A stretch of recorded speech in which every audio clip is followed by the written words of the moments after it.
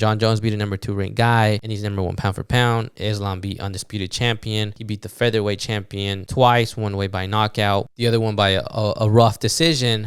And I'm like, well, if you had to pick one, who would it be? I would say the guy who beat the undisputed champion and beat a featherweight champion twice. I would pick that guy over the guy who beat a number 2 ranked guy. So rightfully so, Islam Makhachev should be number 1 pound for pound.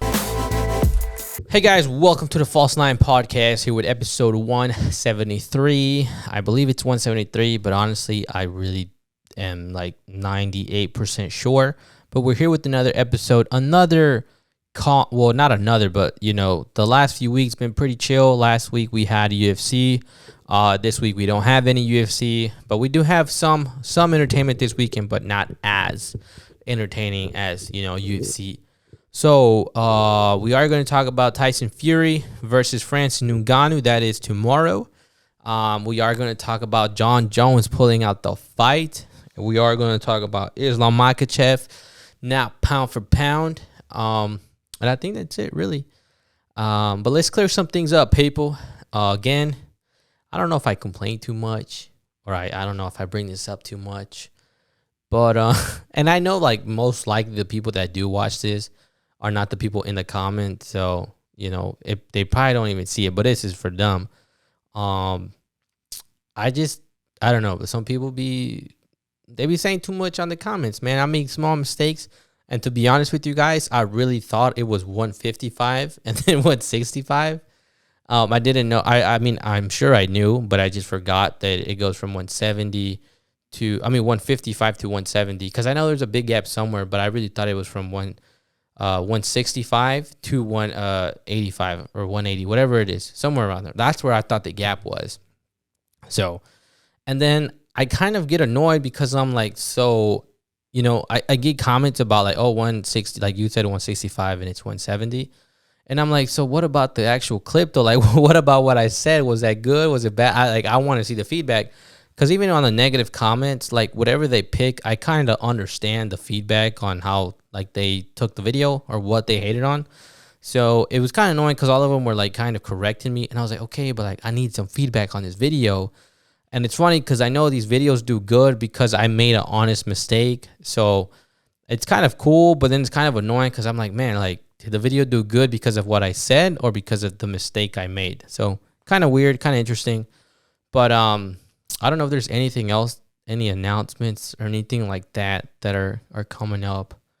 I do think that Sunday when I record again for the next episode, I do think that I'm going to start doing my Spanish pod again. I need to work on that. And the reason that I really, really need to work on that is because, you know, the Kings League is coming to America, or it is in America now. And I don't want to be, not that I don't want to be part of that, but I want to be part of something like that one day.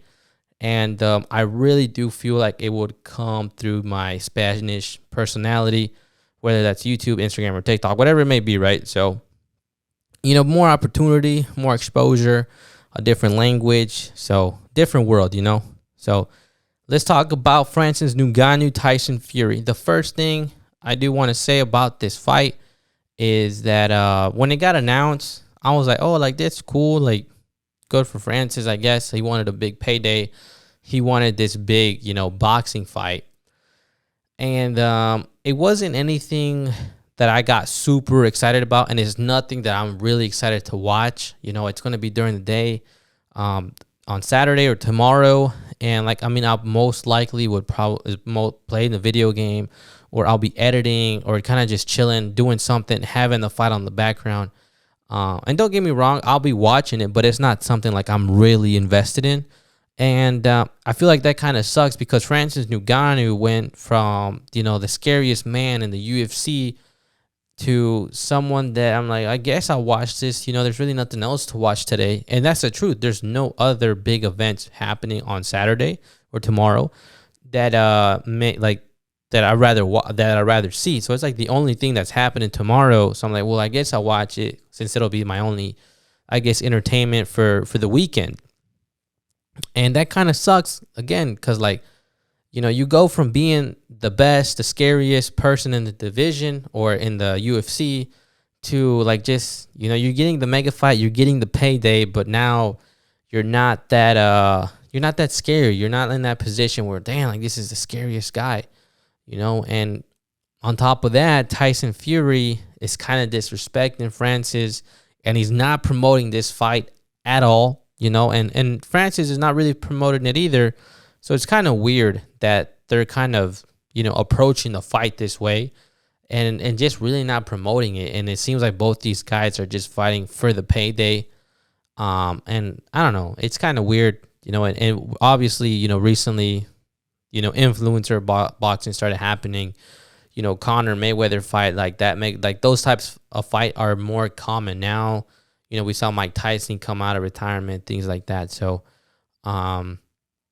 seeing it from a really active, or two really active fighters, one in boxing, one in MMA, is just kind of weird to see, you know. So that's how I initially felt about it. So now that the fight's actually happening, you know, as we all know, and I don't know if everybody knows, but the Tyson Fury already signed, you know, a contract to fight Alexander Usyk. I forgot when they fight. I know it's sometime next year, if I'm not mistaken.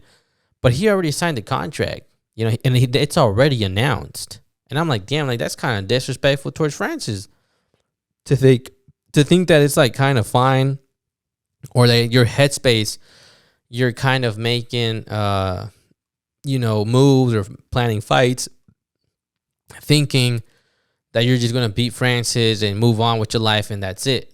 You know, because if you lose to Francis, obviously there's the idea of a rematch. But he's like, nah, I'm going to beat Francis. That shit's a joke. Let me sign this contract with Alexander Usyk, which is a fight that we want to see. But, you know, with this with this mega fight or this money fight, it's kind of weird. So I think that's kind of shitty from Tyson Fury. But that goes to show you that this fight's not that serious for him, and it's just a payday. Now for Francis, he hasn't been too vocal about the fight. I know I've seen his episode on Rogan, and that's probably the last that I've heard on Francis. And that was like, a few weeks ago? When did we go out of town? I don't remember. We were out of town somewhere, though, and I was listening to that episode. Oh, we went to, that's when we went, I don't know where we went to. But anyways, I heard that, and I was like, okay, like Francis seems like he, when I heard it, I was like, he seems like he wants to fight, but I don't know, like, again, it was just weird. It just seems like it's a payday thing, so the investment's not there, at least for me, emotionally. Now, I think this fight, I don't think anyone's getting knocked out. I don't think anyone wants to hurt anyone. Now, I hope Francis goes out there and can actually do something, because we see his videos on Instagram, and it's just like him punching the bag, and it's nothing like, damn, like this guy's fire, like this guy's good. So it's just all kind of weird, and I don't think it's going to sell a lot because, again, they're not promoting it. I don't even know if it's pay-per-view, to be honest with you, but I'll be watching. So, yeah. But anyways, I just hope it's good. I hope it's entertaining. I hope they do exchange, because that'll be so cool to see. You know, Francis can, because I can't imagine, like, if we see Francis just start throwing hands and like landing some, because if he lands, he'll land, and we all know he has heavy hands, and if he lands, like, who knows, and it would suck to see him get like knocked the fuck out, but that could happen. We've seen Tyson Fury do it to Wilder, so Tyson Fury's he's not scared, not afraid of the chaos, you know, so he can definitely do some damage, but we'll see how the fight goes.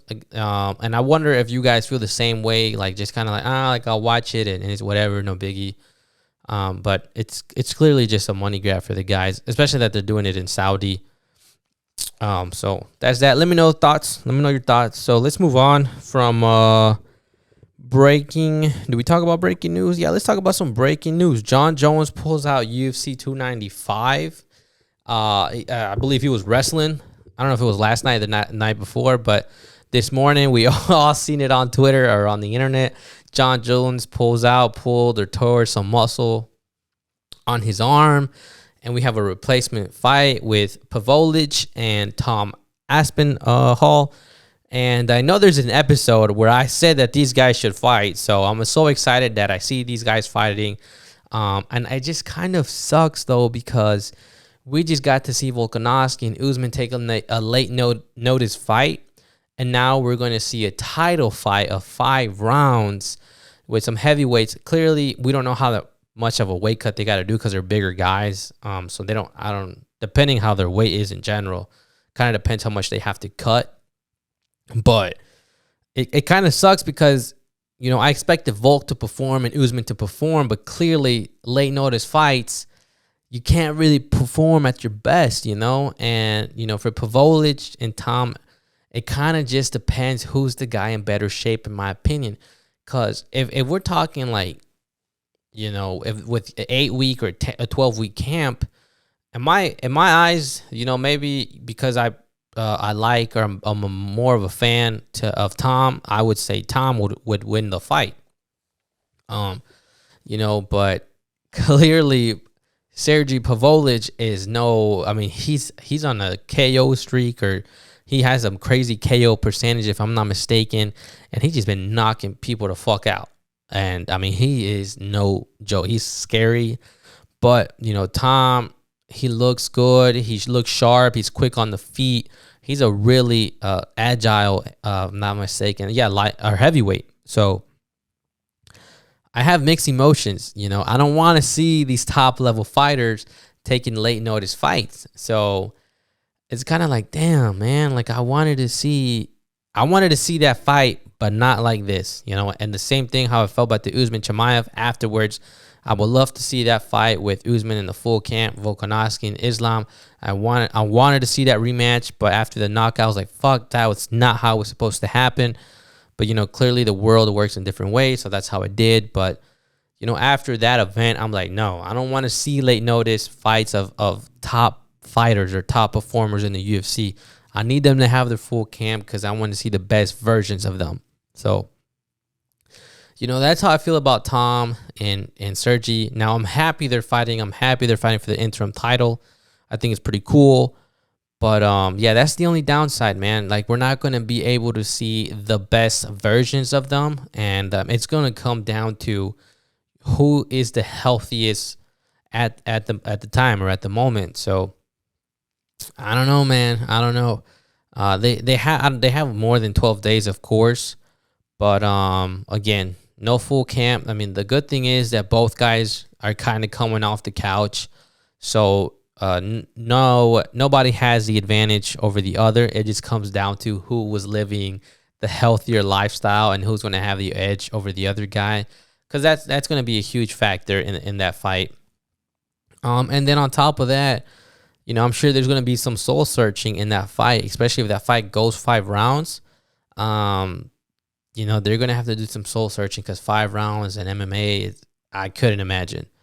And for Tom, if we all know, if Tom could take it a distance, I'm pretty sure he would win because Sergey, if all his knockouts or all his wins are within 1 or 2 rounds, just take him to deep waters and then just gas him out and then just capitalize on that and take him out towards the end or just win it by decision. You become interim champ and now you are basically the next up for the title. I don't know if this is my where my thought process is on this, but I thought it was weird that you know, Volkanovski and not Volkanovski, I mean Oliveira and then Paulo, you know, pulled out, and then to have Jon Jones pull out, I'm like, damn, like back-to-back events where we had the main event kind of mess up. And it's just like, why is this happening so much? And this year, apparently, I'm like, why is all this happening? Like, why are main events just kind of getting messed up and going in a different direction?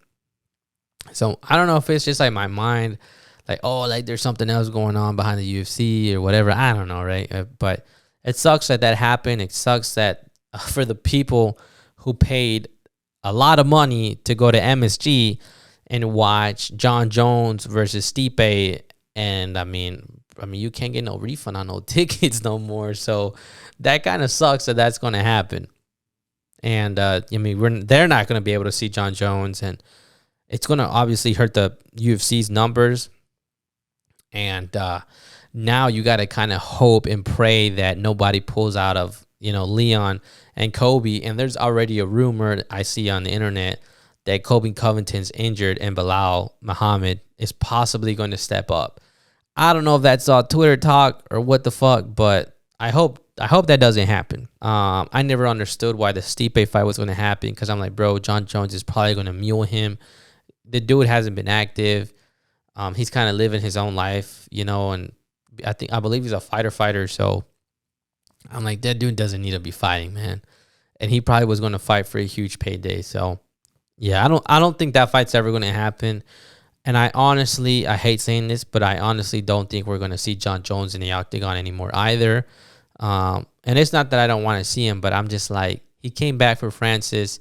That fight didn't happen. He easily took out, what's his name? Cyril Gane. And, you know, now, so he didn't get no Francis fight. Now he's not getting a Stipe fight. So I'm just like, I mean, what else does Jon Jones really wants to do? So I know there's rumors of him doing the fight in 24 with Conor McGregor on the same card, you know, things like that. So we'll see. I like to see Jon Jones and Conor on the same card. That should be crazy. So who knows? Maybe UFC 300, right? But yeah, that's that. Jon Jones officially out. And last thing here real quick. So pound for pound rankings came out, and I was a little shocked by the rankings and kind of disappointed in the UFC, man. So it looks like Islam Makhachev, I'm not sure what position he was in before, but right now it's Jon Jones at number 1 and Islam Makhachev at 2. And yeah, I feel like they kind of disrespecting Islam a little bit on that one. I'm going to be with you guys on that one. He should rightfully be pound for pound without a question at all, even though he's only fought Charles Oliveira in his own division. But, you know, beating Volk in a knockout fashion, I mean, he beat the number 1 pound guy on a knockout. I understand 12 days notice, but he knocked them out lights out, and you get all the points for that one. And Islam Makhachev should be number 1 pound for pound. I'm not sure why Jon Jones is pound for pound. I understand his legacy and everything. He's the best, and I'm sure Dana White's like number 1, number 2. But he beat Cyril Gane, and then, I mean, now it's like, what does Islam got to do? He has to have another fight, get another knockout to be, you know, number 1. And arguably should have been number 1 previously. You know, that's arguably or allegedly, whatever you want to call it.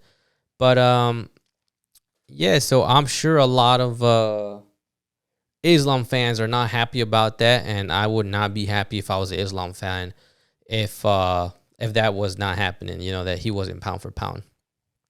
And like I said, the only explanation that I can think of that he's now pound for pound is because, okay, like if you look at his, you know, recent fights, we understand the streak, but in my opinion, you know, that streak is alive because of the, and I'm not trying to hate, I promise you guys I'm not trying to hate, but, you know, his streak, the guys he fought, I mean, I saw a comment, you know, he fought a Dan Hooker that was ranked, a Bobby Green, but, like, you know, there's certain wins that just don't carry that weight. Clearly the win over Charles has been, I think, in my opinion, the most notable win.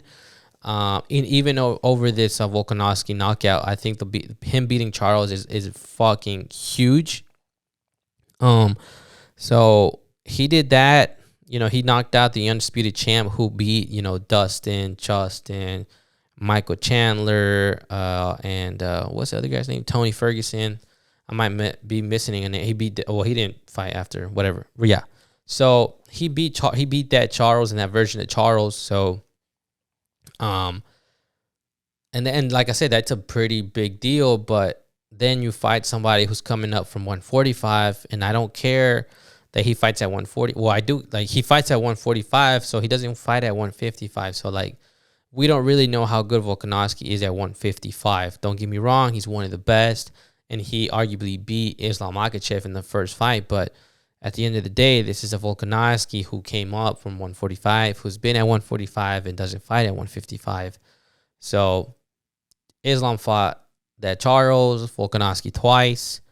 So I kind of can understand why he would be number 2 for those reasons. Because when you talk about, you know, who he's beaten, but the argument doesn't get any better for Jon Jones. Because I'm like, okay, Jon Jones beat Cyril Gane, and that's it. He wasn't no champion.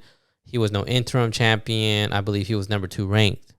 Jon Jones beat a number 2 ranked guy, and he's number 1 pound for pound. Islam beat undisputed champion. He beat the featherweight champion twice, one way by knockout. The other one by a rough decision. And I'm like, well, if you had to pick one, who would it be? And I'll be like, well, I would say the guy who beat the undisputed champion and beat a featherweight champion and twice, one by knockout and one by a rough decision.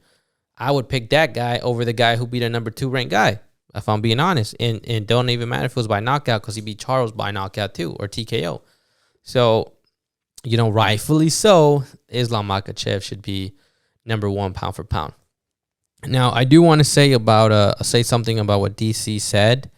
He made a comment, and I was really happy to see this comment. It was really refreshing. He says, "There's work to be done for Islam Makhachev to be considered the greatest of all time. But what can't be denied is that now he is number 1 pound for pound fighter in the world. And why? Because the person that he just beat in that fashion, and it's just unreal." Something along those lines. I messed up the end, but he's right. Right now he's definitely number 1 pound for pound. And I said this on the last episode, of Islam. And I truly believe, especially if he can beat my guy, Charles Oliveira, there's no doubt in my mind that Islam Makhachev can go down as one of the most dominant champs in the world, in the UFC history. And I mean that because, luckily he's been blessed to have the opportunity to be mentored by someone like Khabib and be part of that team. And even when Khabib's father was, still here, and to just live in that, be part of that experience with Khabib and watch Khabib go through that as well and be that type of champion, and then for them to constantly tell you your day's going to come, your day's going to come. And then that day does come and it finally happens. Like I said before, that has to be magical. But you have good people around you, and you're surrounding yourself with good, positive people that are encouraging you to challenge yourself to be one of the best. And I get that Islam Makhachev, wants to be double champ one day. And this is where I also agree with DC that he has work to do. And I think he has work to do in his division. And not that he won't beat the guys in his division, but if let's say Islam Makhachev goes and beats Leon Edwards or Kobe Covington, right? And he's a champion at 170 or 165, I think so. He's double champ. And it's just well, not what do you do now? But it's just okay, you're double champ, but how many guys did you beat at 170? How many, big names did you beat at 155? And, and that's why I'm such a fan of Charles and also of Volkanovski.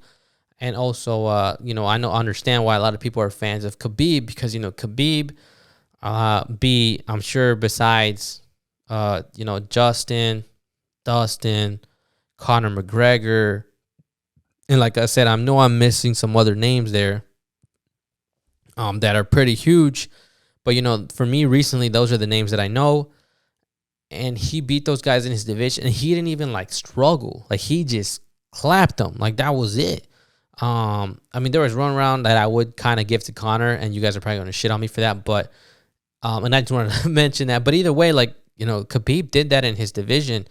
And that's why, he never arguably lost a round according to a lot of his fans. And I think that's why a lot of people love him.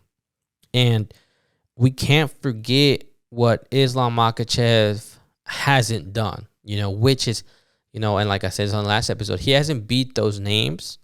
And I think for him to really establish that GOAT status or one of the best ever, he has to beat those names.